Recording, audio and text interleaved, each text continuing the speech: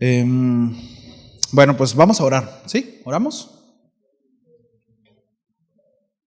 Señor, gracias por este día, por la oportunidad de reunirnos una semana más, por la vida de cada uno de mis hermanos, por la disposición en el corazón. Gracias, Señor, por el llamado que nos haces. De verdad, muchas gracias. Oremos en tus manos este tiempo, que tu Santo Espíritu hable a nuestro corazón, que sea tu Espíritu, Señor, convenciéndonos, instruyéndonos, exhortándonos. Ayúdanos, Padre. Danos gracia para recibir tu consejo esta mañana. En el nombre de Jesús. Amén. Bien, pues continuamos con la serie Un llamado a la madurez. El tema se titula El carácter por encima del temperamento y las costumbres. ¿Sí? La semana pasada hablamos acerca de los temperamentos, ¿recuerdan? Voy a quitar esto aquí. Y dijimos que el temperamento es la manera de ser de una persona, o también nombrada como la personalidad del individuo. Sí. Hablamos que cada persona es diferente y hay ciertos rasgos de personalidad. Sí. La psicología clasifica, ¿no?, en 4 estas personalidades, ¿sí?, o temperamentos, como son nombrados, que son heredadas, que son el sanguíneo, colérico, flemático y melancólico, ¿recuerdan? La mayoría podemos identificarnos con 2, pero siempre uno es el que acentúa más, ¿no? Entonces, los temperamentos, ¿sí?, son cuestiones de herencia, es decir, ya venimos cableados así, ¿sí?, ya así nacemos. Y otras son hábitos aprendidos, que con el tiempo terminan convirtiéndose en costumbres. Sí. Ahora, una costumbre es un hábito o tendencia adquirida por la práctica frecuente de un acto. Sí, eso es una costumbre. Las costumbres de la vida cotidiana son distintas en cada grupo social, conformado por su idiosincrasia distintiva, que en el caso de grupos definidos localmente conforman un determinado comportamiento nacional, un comportamiento regional y aún un comportamiento comercial. ¿Sí? Es decir, muchas de las cosas que acostumbramos a hacer usted y yo, mis amados, es producto del contexto en el que nos encontramos. Voy a poner un ejemplo. En enero tuvimos la oportunidad de ir para Guadalajara con la familia y papá ahí nos acompañó y tuvimos la oportunidad de ir a un par de lugares a comer, ¿no? El asunto es que en esos lugares a los que fuimos, en ningún lugar nos ofrecieron tortilla de harina. Fue sumamente indignante, ¿sabe? Nos daban tortilla de maíz, muy ricas, por cierto. Muy buenas las tortillas de maíz, pero no había tortillas de harina, ¿no? Como el meme, ¿no? Y no me va a hacer daño comerlo así como sin tortilla de harina, le decía. Sí. Es decir, por ejemplo, acá uno en las mañanas, ¿sí?, si se para un puestecito de lunch, ¿no?, hay burritos. ¿De qué son los burritos? ¿Verdad? De harina con frijol, con queso, de tortilla de harina con machaca, etcétera, ¿verdad? Las quesadillas, ¿de qué son? ¿Verdad? Con tortilla de harina, ¿sí? Es decir, si vamos a un lugar, ¿verdad?, y pedimos unos huevitos al gusto, nos ofrecen tortilla de maíz y tortilla de... ¿Sí?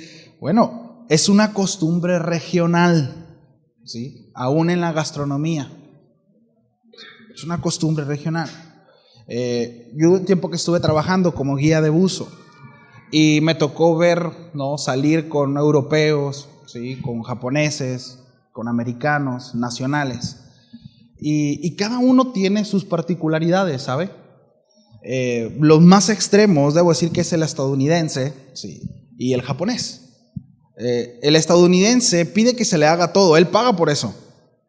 Él paga por eso. Él, desde que llega, tú tienes que subirle su equipo, acomodarle su equipo. Cuando vas a echarte al agua, tienes que ayudarle a ponerle su equipo. Tienes que andar abajo cuidándolo, ¿verdad? Cuando suben, tienes que ayudarle a quitar el equipo en el agua, subir el equipo a la embarcación, acomodar su equipo, cuidar su equipo, y él va a disfrutar. Él paga por eso, ¿sí? Y él entiende eso. De hecho, el americano tiene un sentido de mayordomía muy fuerte.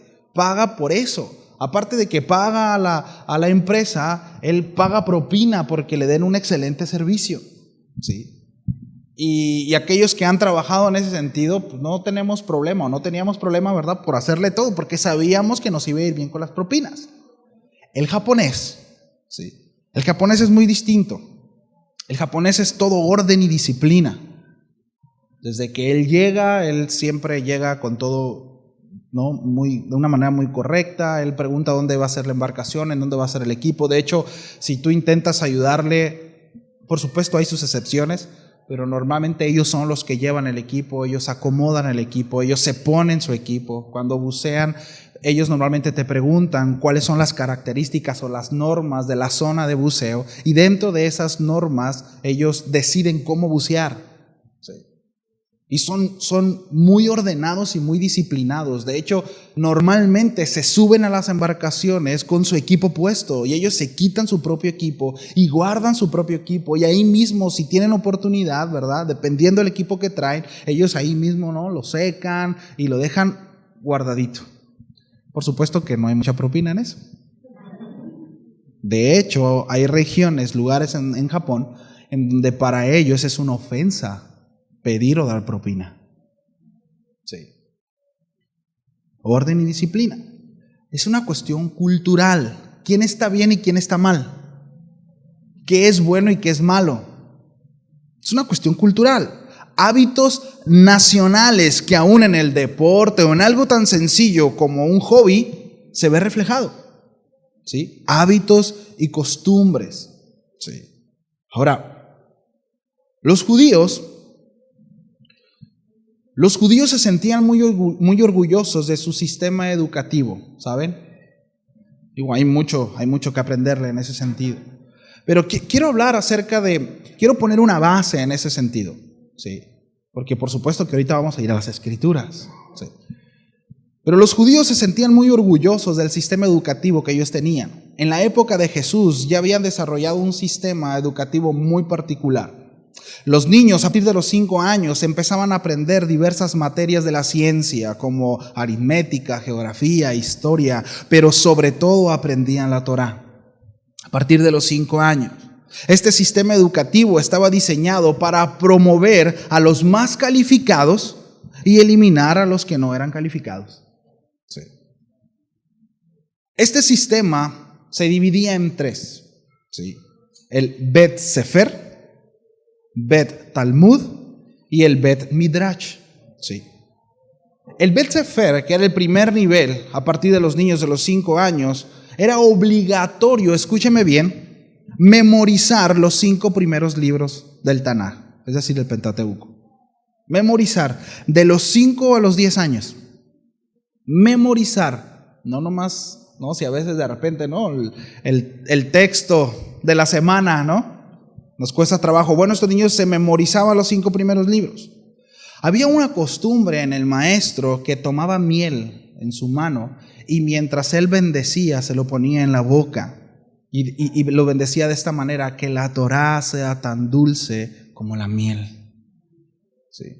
Es decir, que la ley del Señor te sea tan dulce a tu vida como la miel. Desde muy pequeños ellos ya estaban instruyendo, ¿sí?, incitando, empujando a los niños a que amaran la ley de Dios.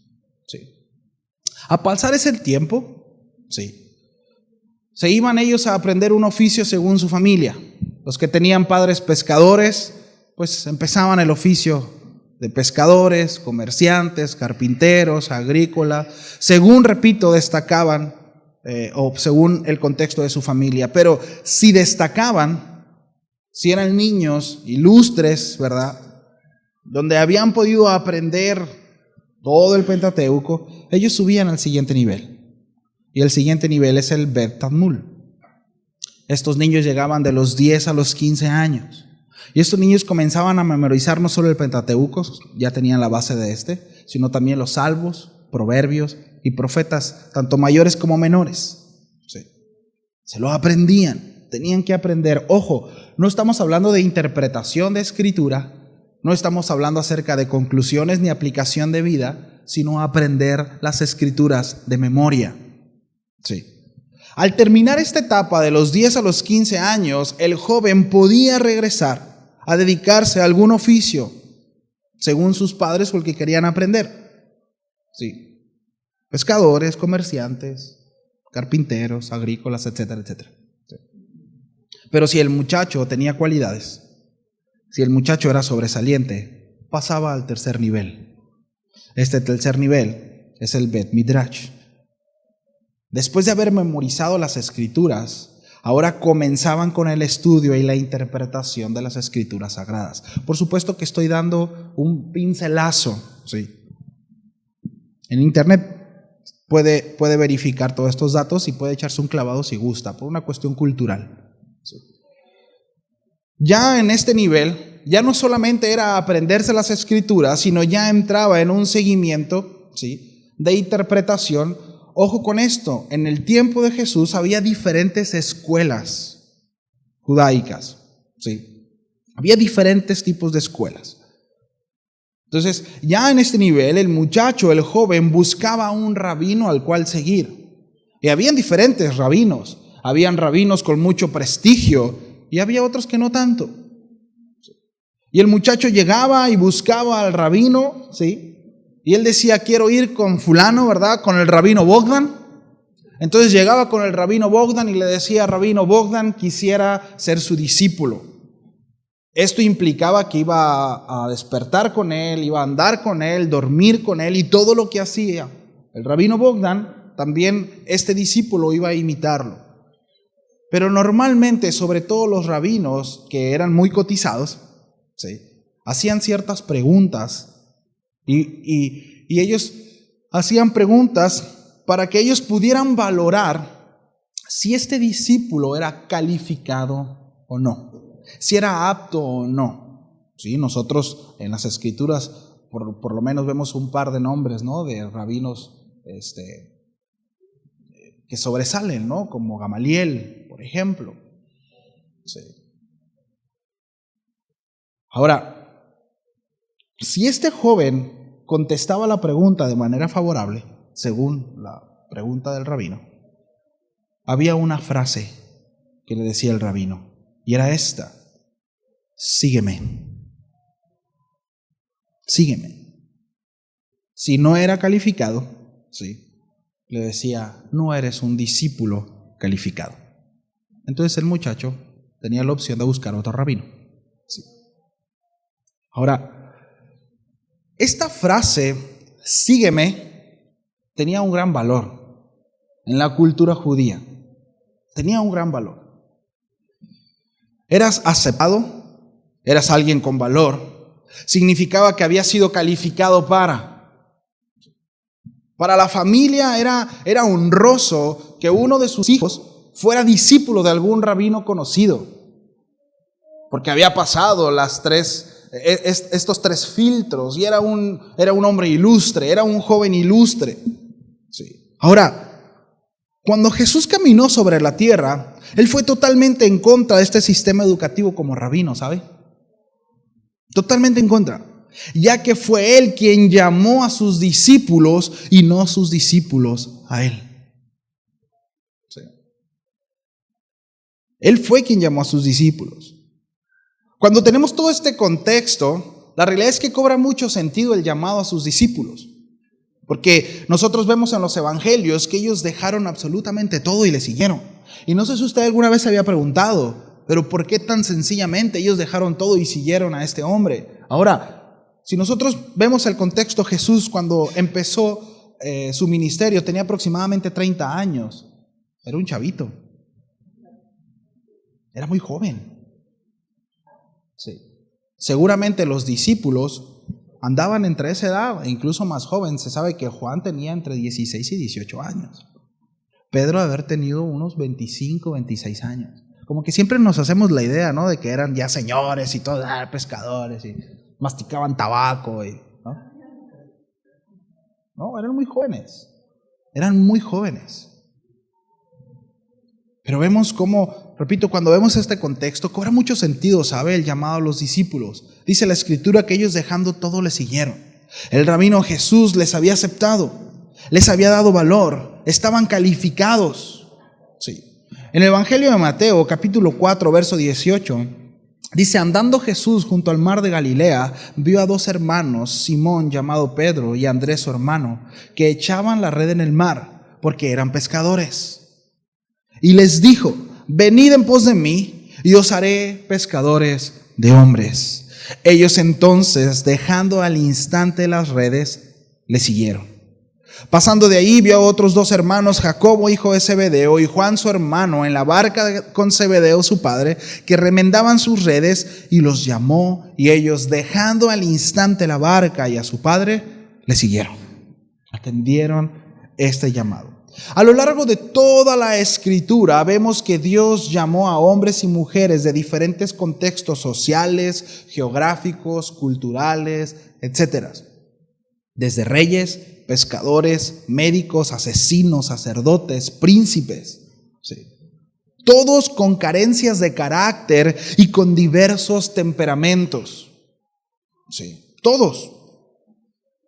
La frase clave en este sermón es que Dios no llama a hombres perfectos, sino que Dios se perfecciona en los hombres que llama. Sí.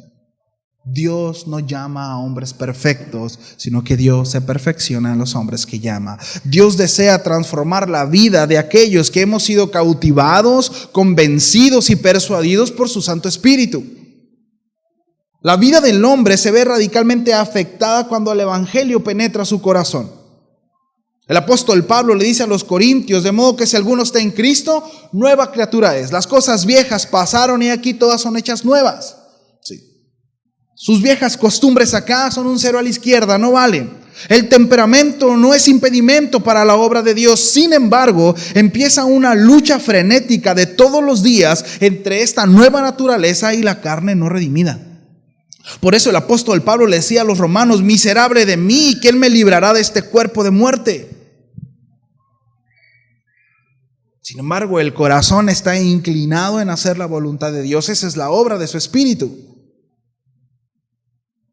Hay muchísimo testimonio en la Biblia de lo que estoy hablando, acerca de aquellos hombres que fueron usados por Dios para cumplir su propósito, que aún siendo imperfectos, repito, con carencias de carácter, Dios fue transformando sus vidas en el proceso de la encomienda.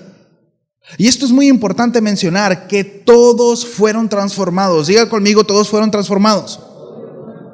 Ninguno quedó enano. Todos avanzaron a la madurez. Porque no es como que es que así soy, Dios así me hizo y así Dios me usa.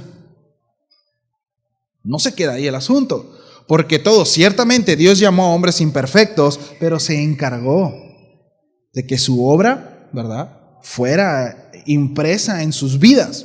Sí. La evidencia de que estamos transitando por el sendero correcto, mis amados, será precisamente el crecimiento que vamos adquiriendo. Sí. Y hablo de la madurez espiritual.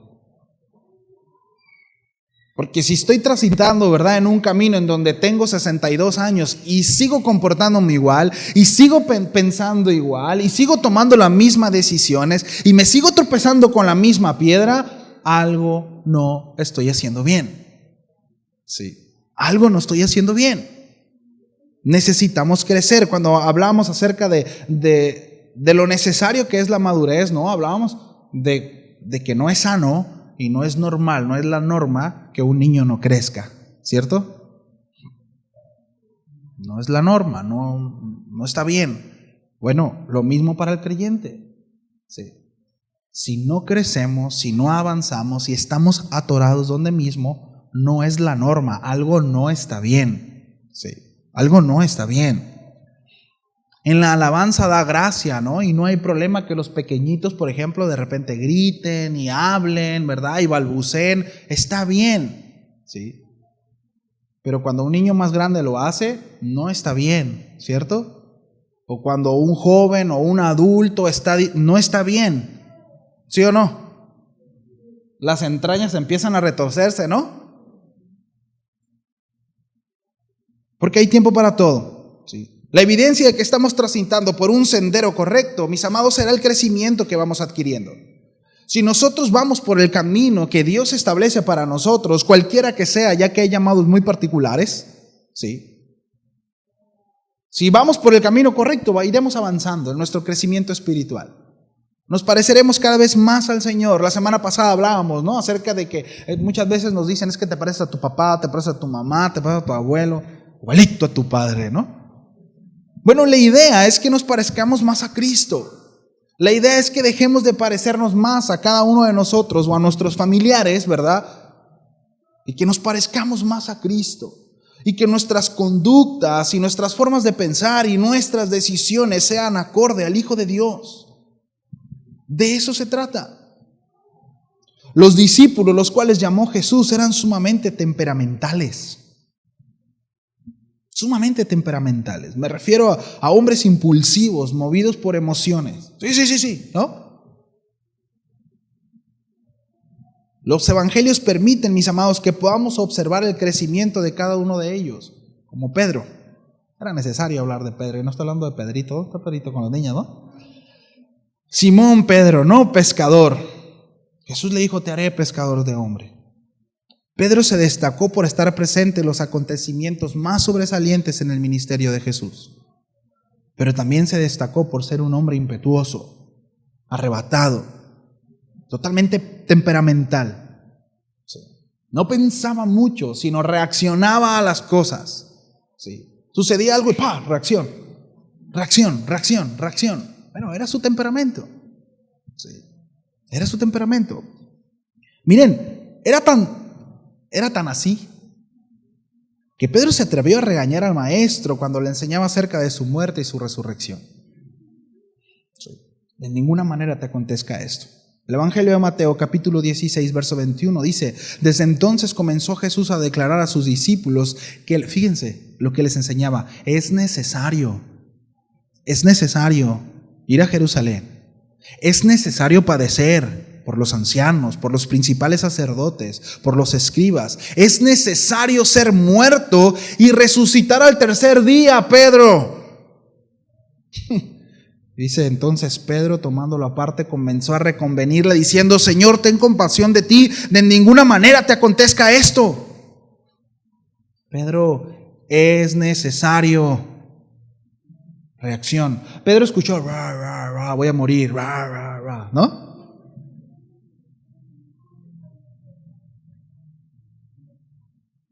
Es necesario. Pero él, dice, volviéndose, dijo a Pedro, quítate delante de mí, Satanás. ¿Que acaso el Señor está diciendo que Pedro estaba poseído o que o en Pedro se estaba personificando Satanás? No.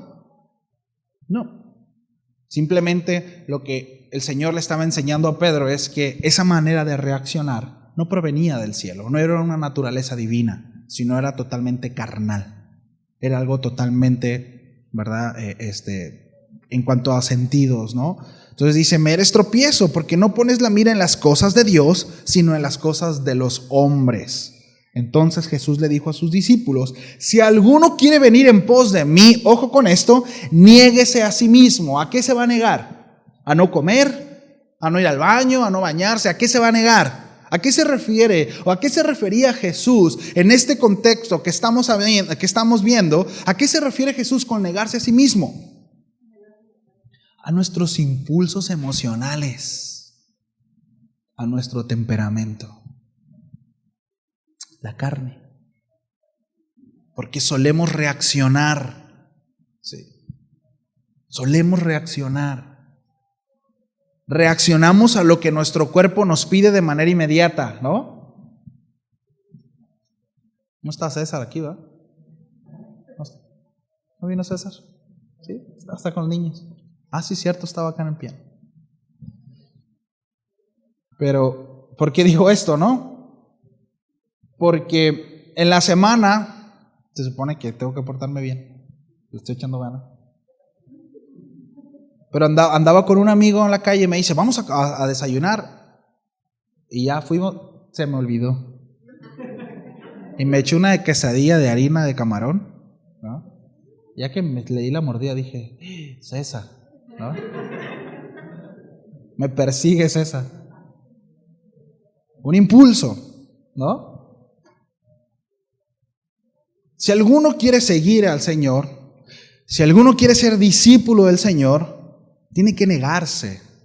¿Sí? La carne siempre nos va a pedir cosas que pues, son contrarias a lo que el Señor demanda, son contrarias a las cosas del cielo. ¿Sí? No estoy hablando acerca de las cuestiones necesarias como el comer, dormir, no estoy hablando de eso, ¿no? Es como que ya no voy a dormir, no voy a comer porque es de la carne y es pecado. No estoy hablando acerca de eso. Estoy hablando acerca de esos impulsos como la ira. Estoy hablando de esos impulsos como la falta de perdón, como el rencor, etcétera, etcétera, etcétera. En donde muchas veces dominan nuestras acciones, dominan nuestras decisiones. Si nosotros no nos negamos a eso, no podemos ser discípulos de Cristo. Es sencilla, la ecuación es muy sencilla.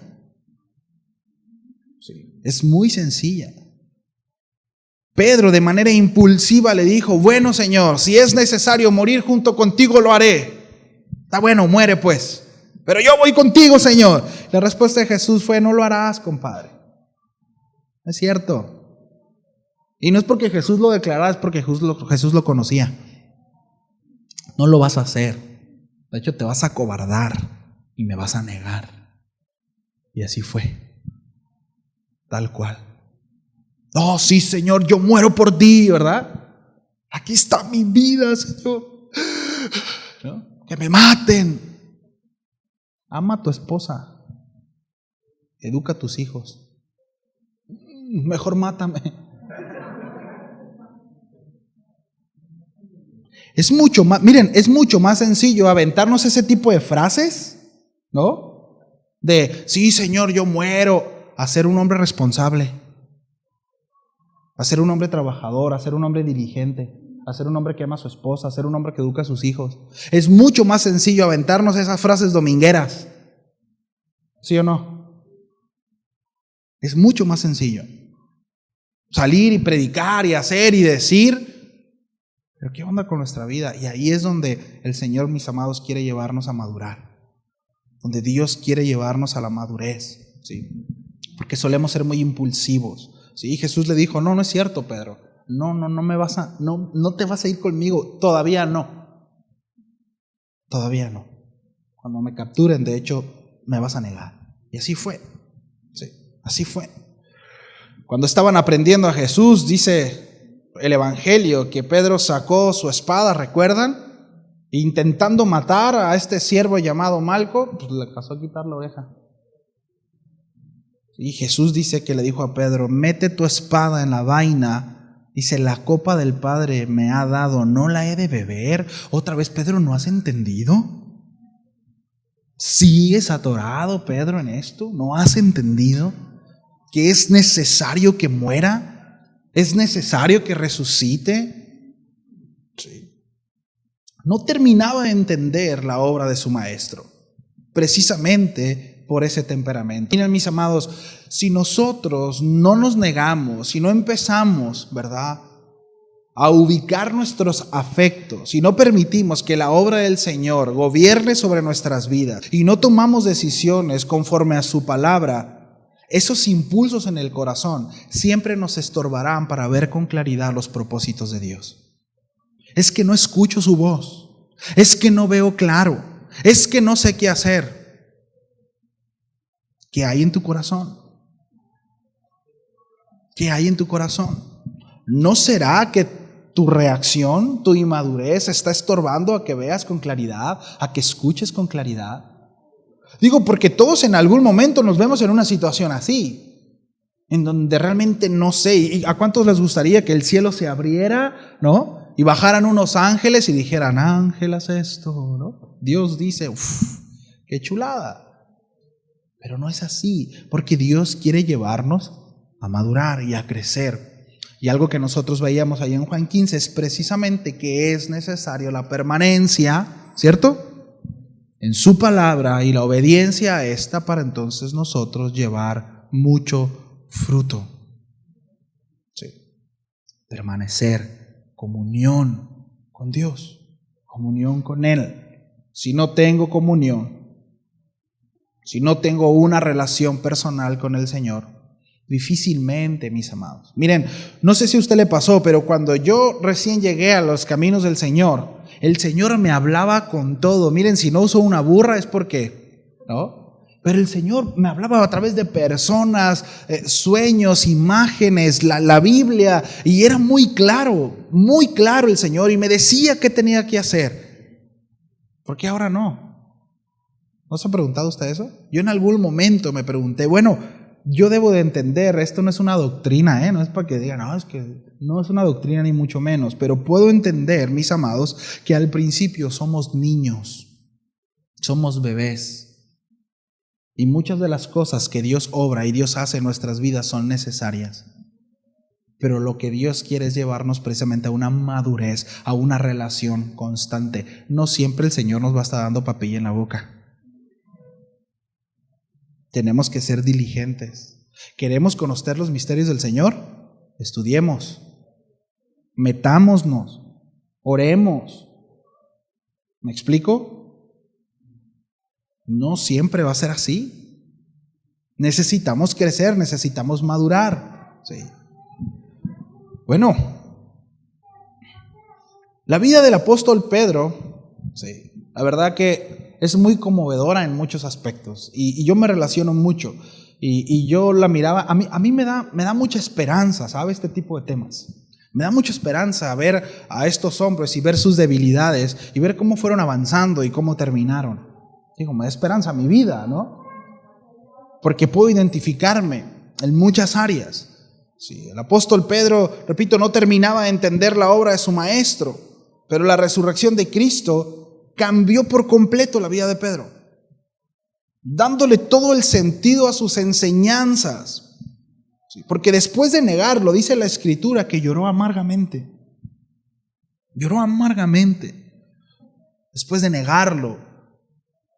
Dice en el Evangelio de Juan, dice que después de que sucedió todo esto, Jesús se manifestó otra vez a sus discípulos junto al mar de Tiberias. ¿Recuerdan esta escena? Es que Pedro estaba muy triste, junto con otros discípulos, y dijeron, vamos a ir a echar las redes. Y estuvieron toda la noche intentando pescar y no pescaron nada. Se los voy a leer. Dice que estaba con los hijos de Zebedeo y otros dos de sus discípulos. Y Simón Pedro dijo, voy a ir a pescar. Ellos le dijeron, vamos nosotros también contigo. Fueron y entraron en una barca y aquella noche no pescaron nada. Cuando ya iba amaneciendo, se presentó Jesús en la playa. Ya había muerto, ya había resucitado. Mas los discípulos no sabían que era Jesús. Y les dijo, hijitos, ¿tenéis algo de comer? Y ellos respondieron, no. Él les dijo, echad la red a la derecha de la barca y hallaréis. Entonces le echaron y ya no la podían sacar por la gran cantidad de peces.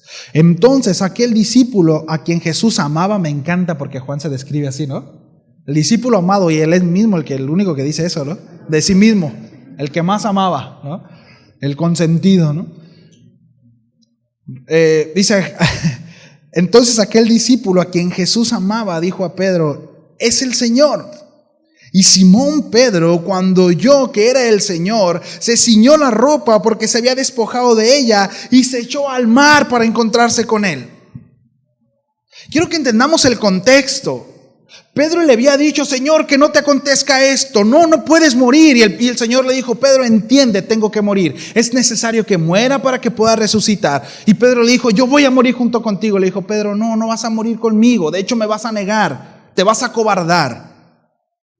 Estando ahí, seguramente Pedro quería demostrarle a Jesús que no era ningún cobarde e intentó matar a este hombre. Y le dijo el Señor, Pedro, entiende que tengo que morir. Pedro, aún todo envalentonado, ¿verdad? Estando ahí, después de que vio cómo azotaban al maestro y cómo lo trataron, empezó a darle miedo. Y así como el Señor dijo que sucedería, sucedió. Lo negó. ¿Pueden imaginar todo lo que estaba pasando en el corazón de Pedro? Esas emociones de no fui capaz de estar con Él. ¿Por qué no morí junto con Él? Yo le dije, yo le prometí que moriría y no lo hice. ¿Por qué fui un cobarde? Ahora, imagínese lo que sintió cuando le dijeron, es el Señor. Me encanta la reacción de Pedro. Dice que se echó al agua, se ciñó la ropa y dejó todo y se abalanzó a su maestro. Después viene una de las escenas más conmovedoras, cuando el Señor le dice, ¿me amas? ¿Se acuerdan? ¿Me amas? Qué tremendo, sin duda la vida del apóstol Pedro no pudo ser el mismo. Cuando nosotros nos topamos con Cristo, mis amados, no podemos seguir siendo los mismos. No podemos. Pedro junto con los otros discípulos fueron transformados y recibieron la encomienda de ir a predicar el Evangelio. Después de esto, Pedro da uno de los sermones más contundentes en Jerusalén, después de recibir el Espíritu Santo en Hechos 2:14. Tremendo. Fue perseguido, mis amados, fue azotado, murió crucificado como su maestro. Solo que de cabeza, porque no se sentía digno de morir igual que Jesús, según las crónicas, la historia de la iglesia. Sí. Al igual que Pedro, los otros discípulos también fueron transformados por el Señor. Juan, el autonombrado discípulo amado, sí, también llamado como hijo del trueno, ¿recuerdan? En Lucas 9:51, este hermanito Juan, llamado también como hijo del trueno, imagínense, ¿no? Era medio acelerado el Juanito. Dice, cuando se cumplió el tiempo en el que había de ser recibido arriba, es decir, cuando el Señor ya tenía que ir a morir, afirmó su rostro para ir a Jerusalén y envió mensajeros delante de él, los cuales fueron y entraron a una aldea de los samaritanos para hacerle los preparativos. Mas no le recibieron porque su aspecto era como de ir a Jerusalén. Recuerden que ellos, sí, para subir a Jerusalén, se vestían de cierta manera para los rituales, ¿sí? Viendo esto sus discípulos, fíjense, Jacobo y Juan, dijeron al Señor, ¿quieres que mandemos que descienda fuego del cielo como hizo Elías y los consuma? ¿Cómo la ven? ¿Cuántos nos le han preguntado, Señor, ¿y si oro sí? ¿No? ¿Qué tal le caería un rayito al hermanito? ¿No? Señor, dice, qué fe, ¿no? Estaban indignados porque no los habían recibido. Estaban molestos. Estaban sumamente enojados. ¿Cómo no van a recibir al Señor? Si tuvieran idea, mira, Señor. Miren. Entonces volviéndolo a él lo respondió diciendo, dice, ¿vosotros no sabéis de qué espíritu sois? Chequen esto, porque el Hijo del Hombre no ha venido para perder las almas de los hombres, sino para salvarlas. Y se fueron a otra aldea. 60 años después, el Hijo del Trueno, Juan, escribió lo siguiente, si alguno dice yo amo a Dios y aborrece a su hermano, es mentiroso. Pues el que no ama a su hermano, a quien ha visto, ¿cómo puede amar a Dios quien no ha visto? Dios transformando vidas. No llamó a un hombre perfecto. Sí. Llamó a un hombre arrebatado, a un hombre que se encolerizaba fácilmente, un hombre que estaba dispuesto, ¿verdad?, a ver morir gente, porque su causa fuera justa y se llevara a cabo. Tiempo después, habla acerca del amor de Dios para con los demás. A mí me da mucha esperanza esto. Me da muchísima esperanza. Marcos era un hombre cobarde y poco útil al servicio de Dios. Se habla poco de él en las epístolas, ahí en Hechos. Pero después, creciendo en carácter, fue útil para la obra, siendo llamado por el apóstol Pablo, quien en un principio lo había rechazado. En Hechos 15, verso 36 dice: después de algunos días, Pablo dijo a Bernabé: volvamos a visitar a los hermanos en todas las ciudades en que hemos anunciado la palabra del Señor, para ver cómo están. ¿Sí? Y Bernabé quería que llevase consigo a Juan, al que tenían por sobrenombre Marcos. Ojo con esto, pero a Pablo no le parecía bien llevar consigo al que se había apartado de ellos desde Panfilia y no había ido con ellos a la obra. ¿Por qué? Porque habían pasado persecución y Marcos, al ver que se estaba poniendo color, ¿verdad?, o de hormiga la situación, decidió regresarse. Y dijo: no, como que no es mi ministerio, ¿no? Y se volvió. Dijo: no, me equivoqué, este no es mi llamado. Y va para atrás. Y el apóstol Pablo lo tiene como desertor. Sí.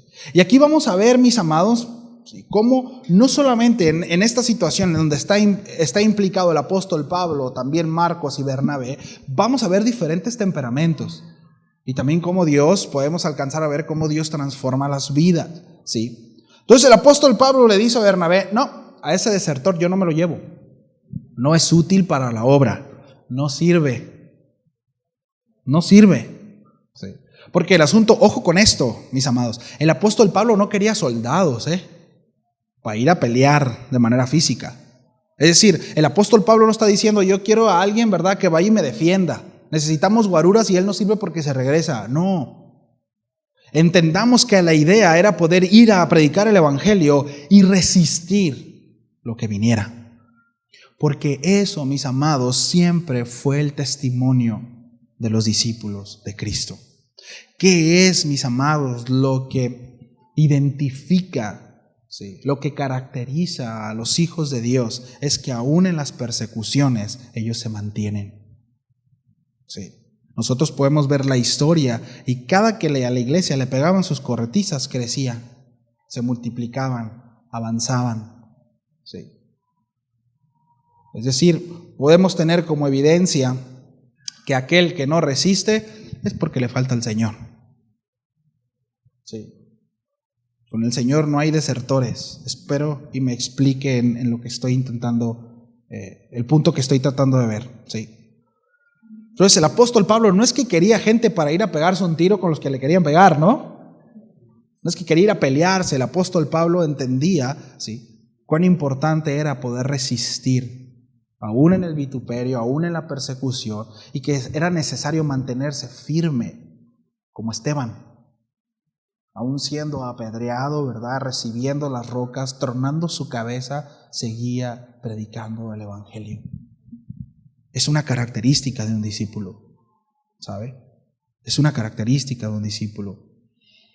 Dice: no había ido a la obra con ellos, y hubo tal desacuerdo entre ellos que se separaron el uno del otro. Es decir, se puso buena la legata entre si lo llevamos o no lo llevamos. Y Bernabé dice: brother, pues conozco al Dios de segundas oportunidades, ¿no? Yo apuesto por eso, me lo llevo conmigo. Y Pablo dijo: no, podemos ver el temperamento del apóstol Pablo, ¿sí? No conocemos todo el contexto, pero podemos entender cómo era el apóstol Pablo, podemos entender cómo era Bernabé, ¿sí? Dice que de ahí, ¿verdad?, Bernabé, tomando a Marcos, navegó a Chipre, y Pablo, escogiendo a Silas, salió encomendado por los hermanos a la gracia del Señor. Sí. Recuerden, hasta este punto, Bernabé y Pablo siempre andaban juntos. Siempre andaban juntos. Ya después, a causa de esto, se separaron. Ahora escúcheme, el tiempo, ¿verdad?, y por supuesto el trato del Señor se encargó de pulir a Marcos. Se encargó de pulir a este jovencito cobarde, según lo que alcanzamos a ver. Y miren lo que dice el apóstol Pablo en la segunda carta a Timoteo. Dice: procura venir pronto a verme. Ya el apóstol Pablo era un anciano, seguramente mucho más tratado por el Señor también, con mucha más sabiduría. Dice: porque Demas me ha desamparado, amando este mundo, y se ha ido a Tesalónica. ¿Cuánta gente no pasó, no? ¿Cuántas experiencias de estas no tuvo el apóstol Pablo? Dice: Crescente fue a Galicia y Tito a Dalmacia. Solo Lucas está conmigo. Toma a Marcos. aquel que él había desechado y con el cual se había peleado con Bernabé, y tráelo contigo, mire lo que dice ahí, porque me es útil para el ministerio. Dios se encargó de tratar con Marcos. Sí. Repito, mis amados, los hombres que fueron usados por Dios para cumplir su propósito, aún siendo imperfectos, con carencias de carácter, Dios fue transformando sus vidas en el proceso de la encomienda. Tenemos a Moisés diciendo: Señor, es que yo no puedo, ni siquiera sé hablar. ¿No? Muchos creen que Moisés era tartamudo. Y a mí me encanta la respuesta del Señor, y es: ¿qué tienes? No tengo nada. A ver, ¿qué tienes, Moisés? Pues una vara, eso voy a usar. ¿Qué tienes? Porque tan malo es, escúchenme mis amados, tan malo es descalificarnos para la obra de Dios como autocalificarnos para esta. Porque debemos de entender que la obra del Señor, quien la lleva a cabo es Él, no nosotros. Dios obra a través de y a pesar de nosotros. Pero aquí el asunto es que Dios quiere llevarnos a la madurez. Todos fueron transformados, todos avanzaron a la madurez, crecieron. La palabra de Dios puede transformar nuestras vidas. ¿Cuántos dicen amén? Por supuesto que sí. Él es quien hace la obra en nosotros, pero debe haber un corazón dispuesto para ello. Consideremos nuestros afectos, consideremos nuestros anhelos. ¿En dónde está puesto nuestro corazón? ¿Me ayudan, por favor, con cómo voy? La palabra de Dios puede transformar nuestras vidas y es el propósito de esta. Pero es tan importante, mis amados, que consideremos en dónde están nuestros afectos y en dónde está nuestro corazón. Sí. Debemos entender que ciertamente, miren, Dios no violenta voluntades, ¿sabe? Dios no lo va a agarrar de las greñas y le va a decir: ¡ora! A mí me encantaría que un día se me hiciera eso, ¿no? ¡Ora, hey, despiértate, ora!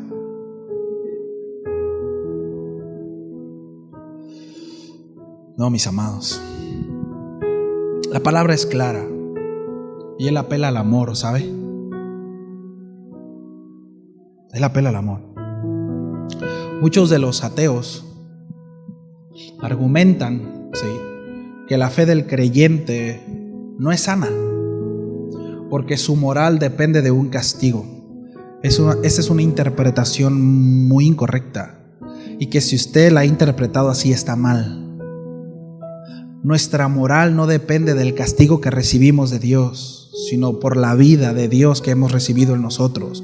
Nosotros no ejecutamos o no decidimos, no tomamos decisiones según el castigo que vamos a recibir o por librarnos de Él, sino porque la vida de Dios se está impregnando en nosotros, porque hemos visto su gloria, porque hemos visto su gracia. El Señor le dijo a los padres de Israel: diles a tus hijos, cuéntales las maravillas del Señor, cuéntales cómo con mano poderosa te saqué de Egipto y te trasladé a esta tierra prometida donde fluye leche y miel. Cuéntales a tus hijos, instrúyenlos en esto. Diles que soy un Dios poderoso, glorioso.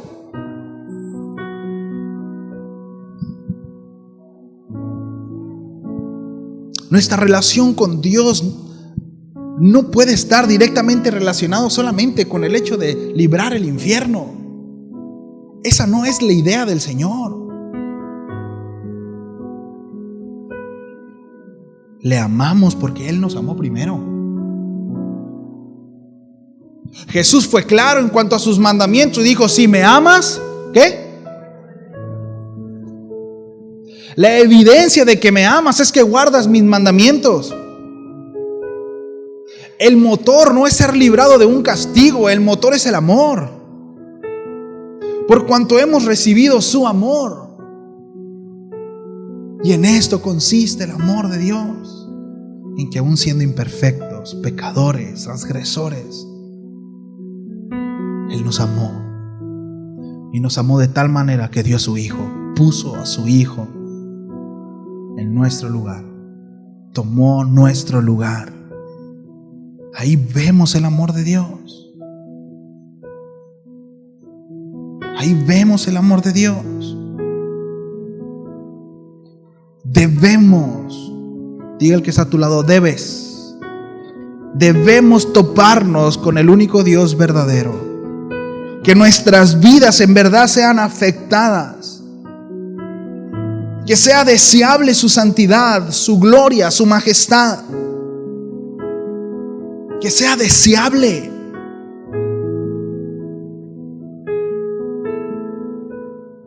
A mí me quedó muy claro esto hace muchos años, creo que ya lo he compartido. Pero un hermano tuvo un sueño y me lo contó y habló tanto a mi corazón.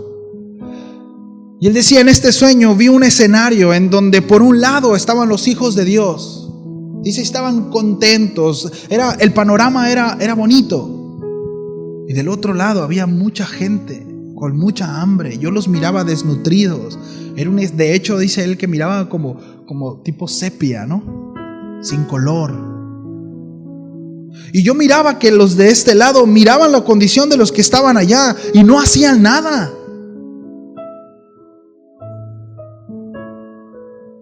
Yo me acuerdo que cuando él me platicó esto, de verdad tocó mi corazón. Porque muchas veces nosotros como creyentes decimos, bueno, yo ya la libré, ya la hice, y me enfoco en mí. Y lo que no me estoy dando cuenta es que ese enfocarme en mí me hace ser inmaduro. Y me estanco. Y me conformo. Porque ya voy una vez a la iglesia y aplaudo, y ya me sé las canciones y escucho la enseñanza, pero salgo de ahí y sigo siendo igual. Y a lo mejor ya no digo groserías, dejé de tomar. Soy parte de, pertenezco a, y me conformo. La vida cristiana no se trata de eso, mis amados. La vida cristiana se trata de una transformación constante y continua, resultado de una relación personal con Él. No importa cuál sea su temperamento, entendamos esto. Está bien, usted es así, no se preocupe, Dios se va a encargar de eso. Me encanta porque el apóstol Pedro fue el que le dijo, miren varones, atiendan bien a sus mujeres y no sean ásperos con ellas, porque si no, sus oraciones ni siquiera al cielo van a llegar. Yo quiero entender que Pedro era áspero con su esposa por su temperamento, pero entendió.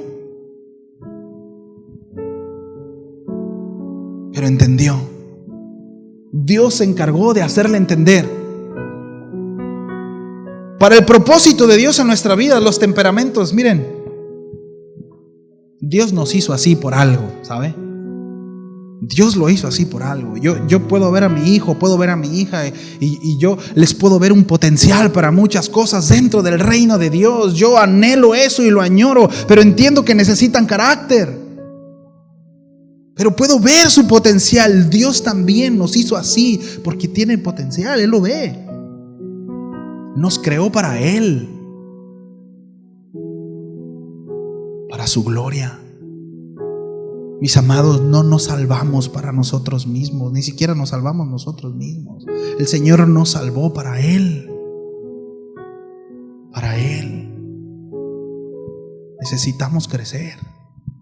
Todos estos hombres fueron transformados hasta ser útiles para su reino.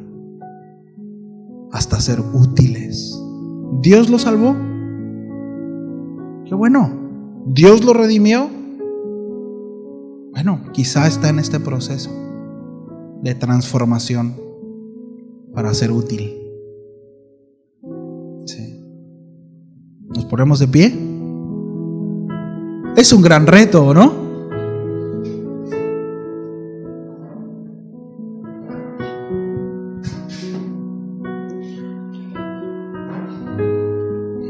Es que tengo la costumbre de, pues cámbiala.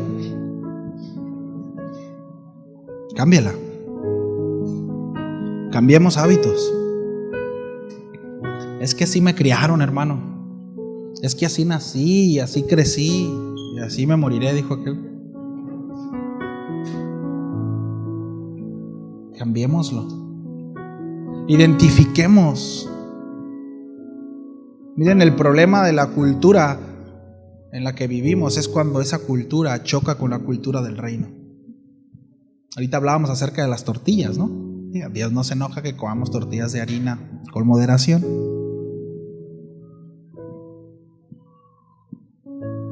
Pero el asunto es cuando hay ciertas culturas o ciertos hábitos, ciertas costumbres que chocan con lo establecido con Dios. Ahí es donde tenemos que corregir cosas. ¿Sí? Ahí es donde necesitamos ajustarnos a su cultura, a sus costumbres, por así decirlo. No es que haya tal cosa, ¿no? A su carácter, a lo que Él establece.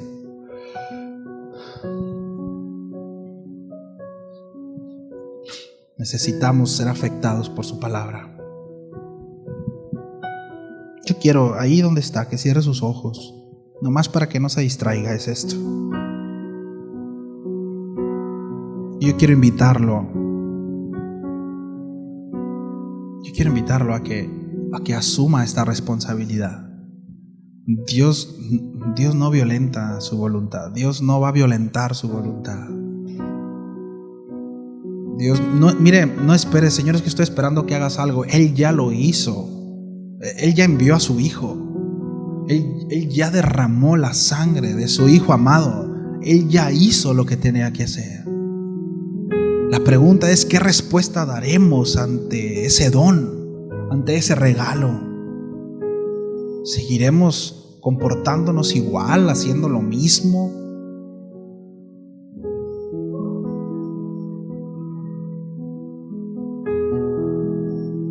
Yo le invito a que se comprometa con Dios. Mire, no lo quiero hacer pecar, Si realmente es su deseo en el corazón hacerlo, le invito a hacerlo.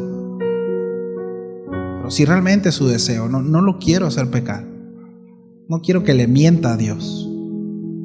Pero si de verdad desea madurar, desea crecer, desea comprometerse con el Señor, reconociendo que está carente de carácter, que es inmaduro en muchas cosas, que le falta crecer, decirle: Señor, yo necesito tu intervención en mi vida, yo quiero avanzar porque quiero ser útil, Señor, para tu gloria, para tu iglesia, quiero servir a los que están a mi alrededor. Yo te animo a que se lo digas. Dile: Señor, aquí estoy, Señor. Considérame, ayúdame. Ciertamente el Señor conoce nuestros pensamientos. Él conoce, mire, Él sabe, conoce la intención del corazón. Pero Dios nos lleva, mis amados, a que hablemos con Él, a que declaremos las palabras en nuestra boca, a que nos comprometamos. Comprometámonos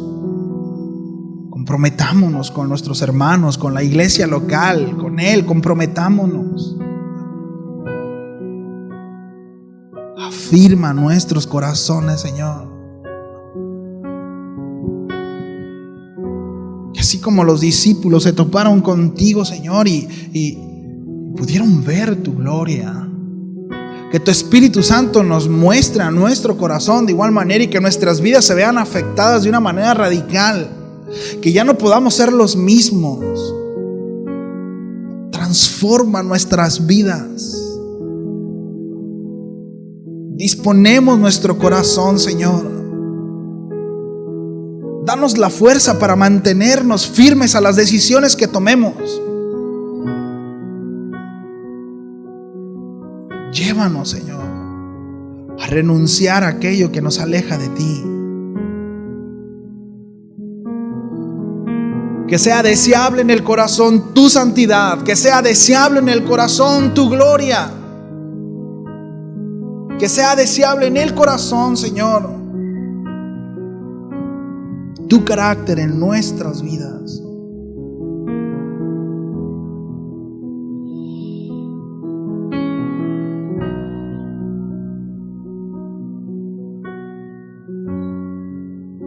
Confiamos en tu obra, Señor. Confiamos en tu obra.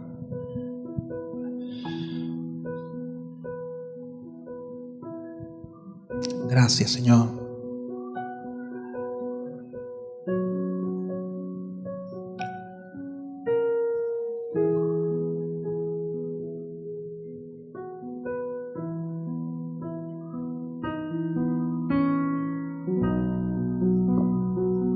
Gracias, Señor.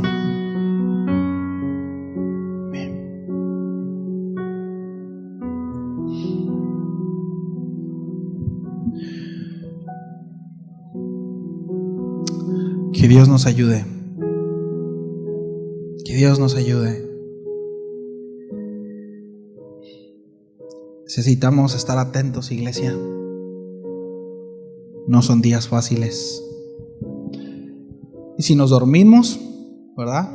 Dice aquel viejo refrán, camarón que se duerme. Hay sabiduría en ese refrán. Necesitamos despertar, iglesia. No podemos seguir donde estamos. Necesitamos crecer. Y miren, y el Espíritu de Dios siempre estará empujando en ese sentido. Siempre, siempre, siempre, siempre. Sí. Pero bueno,